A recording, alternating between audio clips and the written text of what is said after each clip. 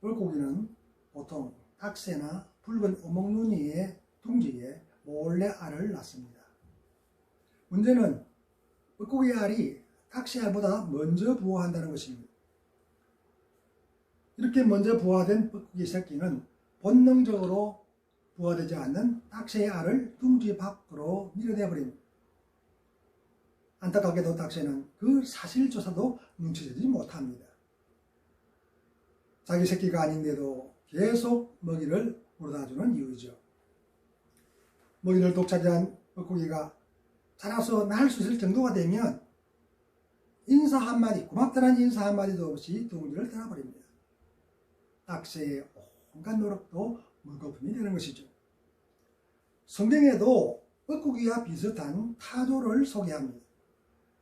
욥기서 39장 14절 15절 말씀을 보면 알을 땅에 버려두어 흙에서 더워지게 하고 발에 깨어질 것이나 들짐승에게 밟힐 것을 생각하지 않는다는 것입니다. 이것은 자기의 노력으로 부화하지 않는다는 거예요. 그냥 방치해버리는 거죠. 하나님은 물고기와 타조와는 전혀 다릅니다. 자기의 자녀들을 가장 안전하게 보호하시고 세밀하게 돌보십니다. 하나님의 섭리 안에 있기 때문이죠. 하나님께서 어떻게 섭리하신지를 깨달으시고 그분의 세밀한 돌보심으로 끝까지 승리하시기를 예수님의 이름으로 축복합니다.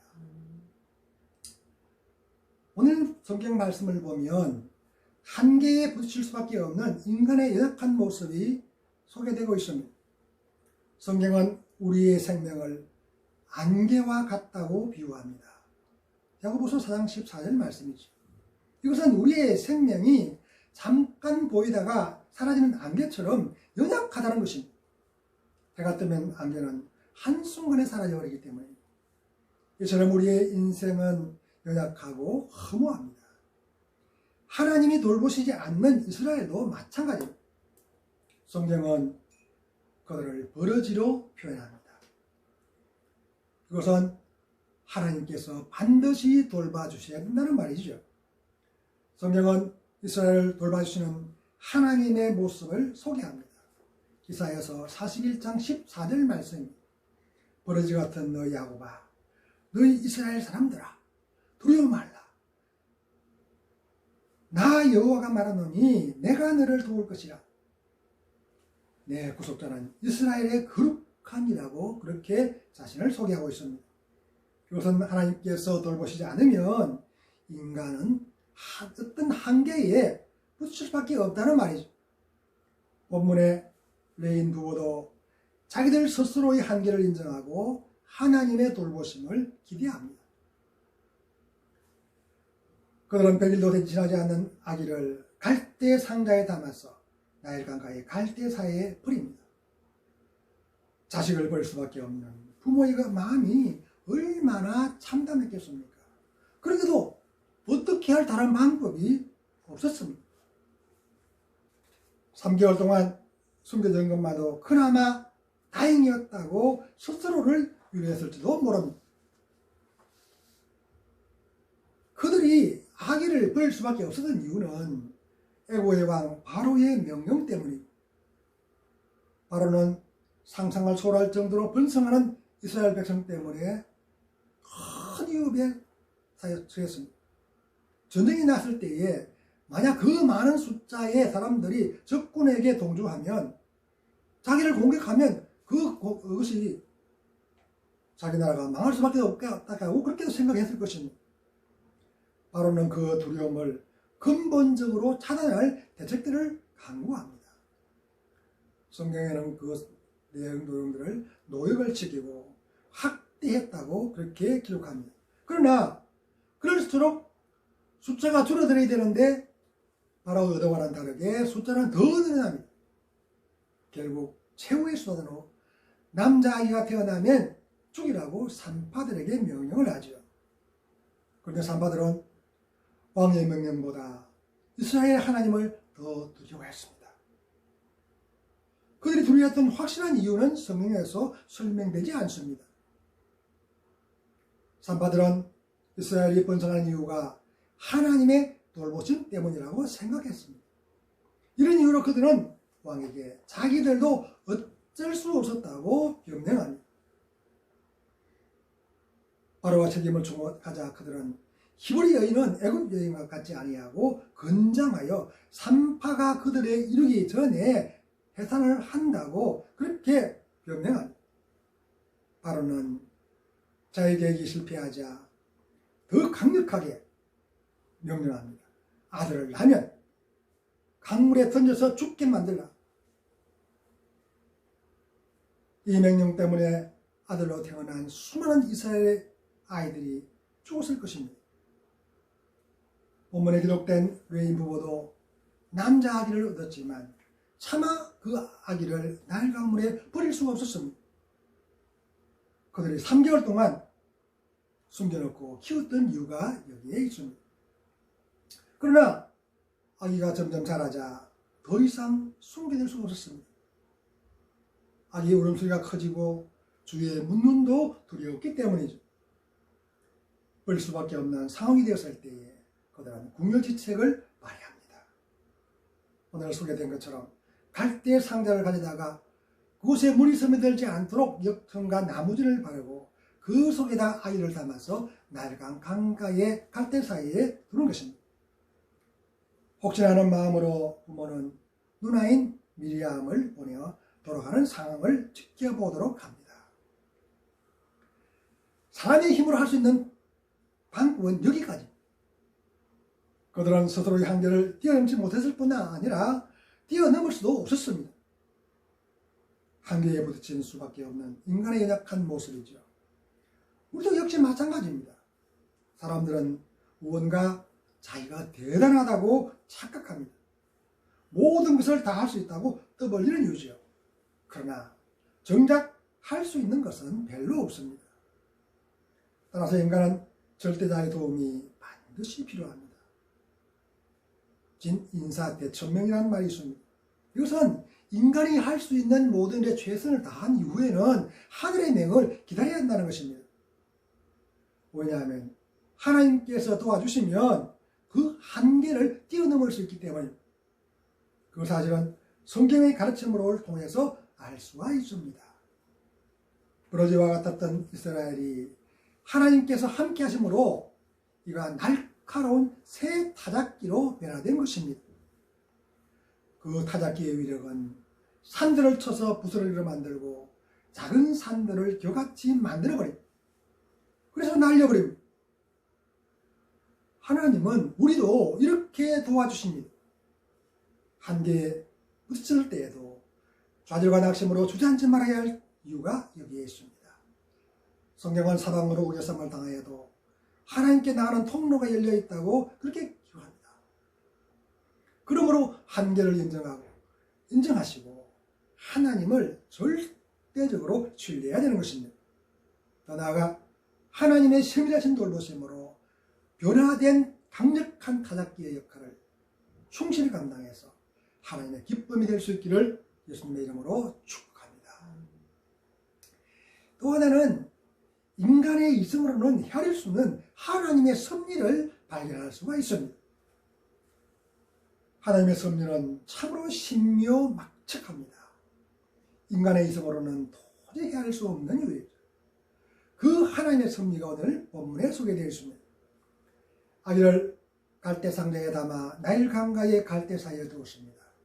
바로 그 시간에 바로의 공주가 목욕하러 옵니다. 이렇게 오도록 섭리하신 분이 누구실까요? 하나님이십니다. 목욕하러 왔던 바로의 공주가 그 상자를 발견합니다. 직감적으로 그녀는 그 상자에 아기가 들어있을 것이라고 생각했죠. 그녀가 신녀를 시켜서 그 상자를 가져오게 해서 뚜껑을 열었을 때에 아기가 웁니다. 아기의 울음소리를 듣는 순간 바로의 공주는 너무너무 불쌍하다는 생각이 들었습니다. 이것 역시 하나님께서 그녀의 마음을 섭리하셨던 것입니다. 그녀는 히브리인의 아기인 줄 알면서도 왕의 명령까지 어기면서 구해줄 수밖에 없었습니다. 이처럼 하나님의 때는 참으로 오묘합니다. 하나님의 절묘한 타이밍. 성경에는 시간을 의미하는 헬라어 단어를 두 가지로 소개하는데 하나는 카이로스고 하나는 크로노스입니다.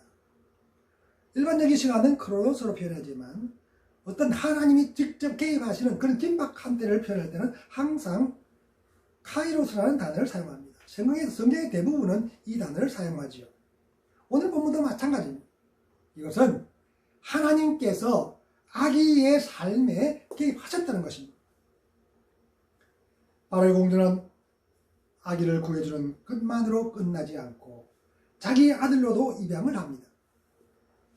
하나님의 계획은 이처럼 인간의 있음으로는 도저히 헤아릴 수가 없습니다. 앞으로 이스라엘 백성들을 애굽 땅에서 이끌어낼 지도자로 세울 그 사람을 적의 심장부인 궁궐에서 성장하도록 만드신 것입니다. 왕궁에서 자란다는 것은 애굽의 학문과 전술 그리고 전반적인 모든 교육을 받을 수 있었다는 말입니다. 만약 그 아기가 다른 사람에게 구출되었다면 안전은 결코 보장받을 수 없을 것입니다. 그러나 왕의 딸이 보호하는 곳에서 자라는 아기는 어느 누구도 해치지 못합니다. 이것은 가장 안전한 곳에서 자랄 수가 있었다는 말입니다. 이것이 하나님께서 섭리하시는 방법입니다. 하나님의 신묘하신 섭리로 그 아기는 당시에 가장 강대국이었던 애굽의 궁궐에서 지도자로서의 수업을 받을 수 있었습니다. 관가하지 말아야 할 대목은 오늘 성경 본문 9절입니다. 바로의 딸은 그 아기의 어머니에게 자기를 위해 아기에게 젖을 먹이면 그 삭을 주겠다는 것입니다. 하나님은 아기를 살리는 것으로 끝나지 않습니다. 아기의 어머니에게 돈까지 벌면서 양육하도록 만드십니다. 하나님의 돌보심은 이렇게 세밀합니다. 더구나 오늘 본문에 있는 것처럼 데려다가 하는 이 말은 다른 곳으로 데리고 나가라는 말입니다. 바로의 딸은 아기가 불쌍해서 구하기는 하였지만 아버지의 분노를 사기에 충분하다고 생각했던 거죠. 그들은 자기의 행동이 아버지의 분노를 사기에 충분하다고 생각이 들었을 때에 바로 궁궐로 데려가지 않습니다. 그 다른 장소에 데려가서 그 아기를 키우도록 그렇게 하는 이유입니다. 또한 오늘 삭을 준다고 하는 이 표현 속에도 하나님의 섭리는 들어있습니다. 당시의 히브리인들은 강제노역 때문에 자녀를 제대로 양육할 그런 시간조차 없었습니다. 그런데 하나님은 바로의 공주가 아기를 양육할 수 있도록 돌봐주도록 만들고 유모의 노임까지도 지불하도록 그렇게 만드신 것입니다. 중요한 사실은 아기의 어머니인 그 요게벳은 레위 자손의 딸로서 신앙심이 투철했다는 것입니다. 따라서 자기의 아들에게 신앙교육도 분명하게 시켰을 것입니다. 너는 여호와 하나님의 언약 백성이다. 히브리인이 그 사실을 결코 잊지 말라고 계속해서 각인시켰을 것입니다. 그 사실은 모세가 바로의 궁궐에서 자라면서도 애굽의 문화에 동화되지 않았고 자기의 동족도 돌아보았다는 사실로도 증명이 됩니다. 모세처럼 하나님의 직접적인 섭리 속에 이루어진 사건이 다윗의 경우입니다. 이스라엘의 첫 번째 왕이었던 사울은 하나님의 명령을 어겼습니다. 하나님이 그 사울왕을 패하기로 작정했습니다. 그리고 이새의 아들 다윗에게 기름을 부어서 두 번째 왕이 되도록 섭리하십니다. 그런데 하나님은 버리기로 작정한 그 사울왕 밑에서 다윗이 왕으로서 어떻게 나라를 다스려야 되는지, 어떻게 하나님을 섬겨야 되는지를 배우도록 하십니다. 쉽게 말하면 왕도에 관한 연수를 시킵니다. 그 말이죠. 또한 사울이 악령에 사로잡혀서 다윗을 죽이려고 그렇게 발버둥을 쳤지만 하나님의 보호 속에 있는 다윗에게는 그 피해가 전혀 도달하지 못합니다. 아무리 창 던지기에 맹수였던 사울조차도 그 창이 다윗을 피해가는 모습이 성경에 기록되어 있습니다. 바울의 경우도 마찬가지입니다.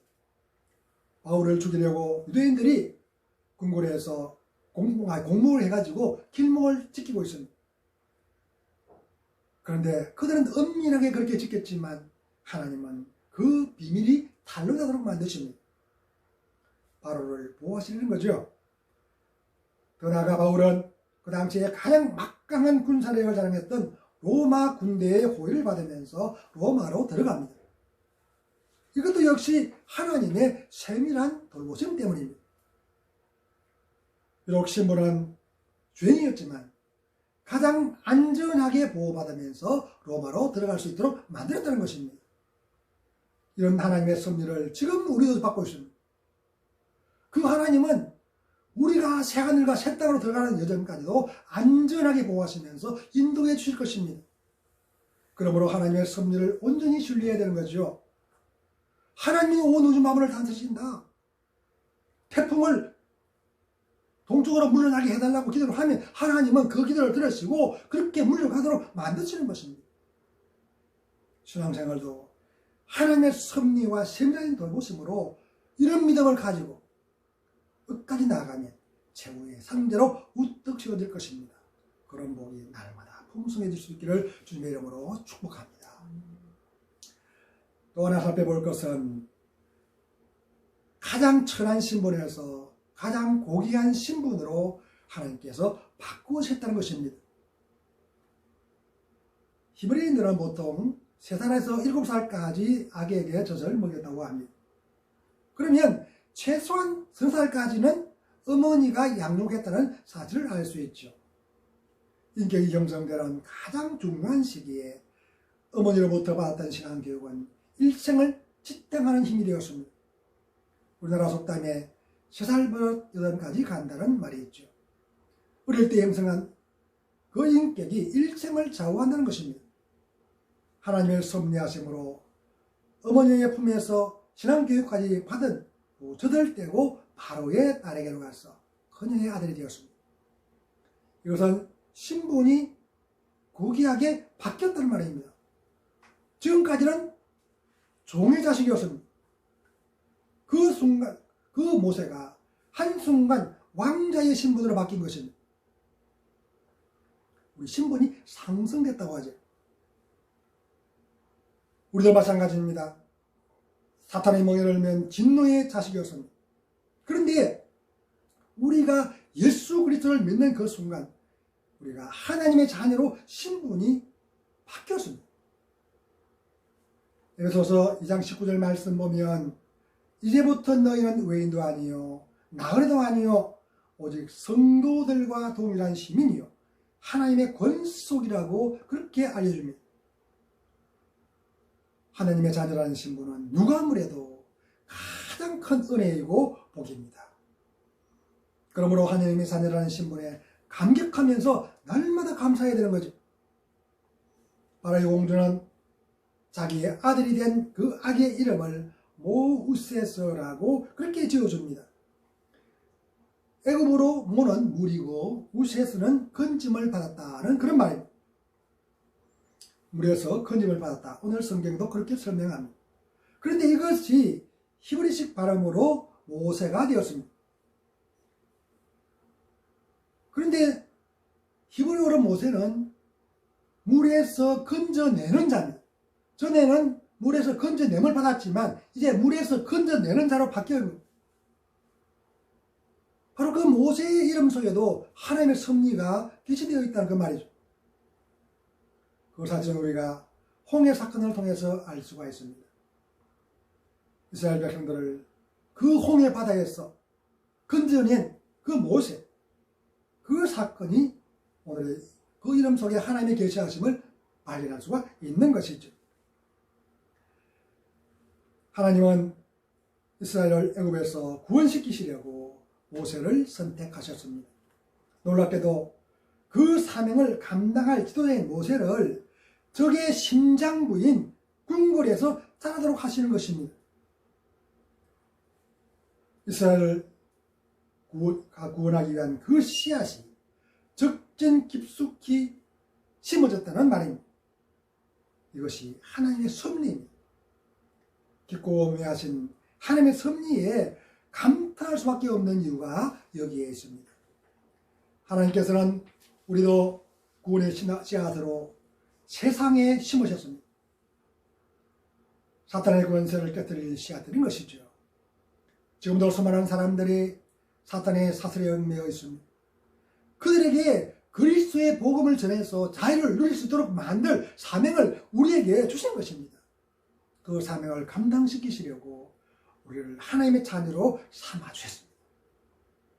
이런 이유로 보라신 예수님은 마태복음 28장 마지막 당부에서 모든 민족을 제자로 삼아서 아버지와 아들과 성령의 이름으로 세례를 베풀고 내가 너희에게 분부한 모든 것을 가르쳐 지키게 하라. 내가 너희와 끝날까지 항상 함께 있겠다고 그렇게 약속하시는 것입니다. 바울도 디모데에게 너는 말씀을 전파하라. 때를 얻든지 못 얻든지 항상 힘쓰라. 범사여를 참음과 가르침으로 경책하며 경계하며 권하라고 디모데후서 4장 2절에서 알려주고 있습니다. 성경의 여러 곳에서 복음 전파를 강조하는 이유는 하나님의 궁극적인 뜻이기 때문입니다. 첫사람 아담과 하와의 타락은 그들로부터 시작된 모든 인류를 고통과 죽음으로 내몰았습니다. 그래서 고린도전서 15장 21절 상반절에는 사망이 한 사람으로 말미암았다고 그렇게 설명합니다. 그러나 하나님은 인류가 죄악으로 멸망되는 것을 결코 원하시지 않습니다. 죄 때문에 타락한 인류를 구원하시려고 독생자를 이 땅으로 보내신 이유입니다. 처음 이 땅으로 내려오신 예수님은 십자가에서 피를 흘리심으로 인류 구원의 문을 열어주셨습니다. 그 예수님께서 구원의 완성을 위해 심판주로 다시 오실 것입니다. 중요한 사실은 하나님께서 지금도 그 때를 미루고 계신다는 것입니다. 왜냐하면 하나님의 뜻은 한 영혼이라도 더 회개하여 돌아오는 것이기 때문입니다. 베드로서 3장 9절 말씀은 주의 약속은 어떤 이들이 더디다고 생각하는 것까지 더딘 것이 아니라 오직 주께서는 너희를 대하여 오래 참으사 아무도 멸망하지 아니하고 다 회개하게 이르기를 원하신다고 그렇게 가르칩니다. 이것이 하나님의 본심입니다. 그럼에도 불구하고 하나님은 최후의 심판을 위해 예수님을 이 땅으로 다시 보내실 것입니다. 심판주로 다시 오시는 하나님이신 예수님은 인류를 타락하게 만들었던 악의 무리를 완전히 괴멸시킬 것입니다. 그 사실을 요한계시록 10장 10절 말씀에는 이렇게 설명합니다. 그들을 미혹하는 마귀가 불과 유황무새에 던져지니 거기는 그 짐승과 거짓 선지자도 있어 세세토록 밤낮 괴로움을 받을 것이다. 그렇게 기록합니다. 땅에서 나온 짐승, 바다에서 나온 짐승, 또 마귀, 악의 삼체제, 삼두체제라고 보통 막 그렇게 설명하잖아요. 그 세력들이 완전히 불과 유한 곳에 갇혀서 더 이상 나오지 못합니다. 예수님은 이렇게 악의 무리들을 완전히 괴멸시키신 후에 신앙의 싸움에서 승리한 사람들과 함께 새하늘과 새 땅으로 들어갑니다. 그러므로 성도는 하나님의 자녀라는 신분에 걸맞게 당당해야 합니다. 우리의 신앙도 이런 당당함으로 마귀를 물리쳐야 합니다. 예수의 이름으로 물리치니 나라를 명하노니 마귀야 물러가라. 이런 믿음으로 최후의 승리자가 되실 것을 주님의 이름으로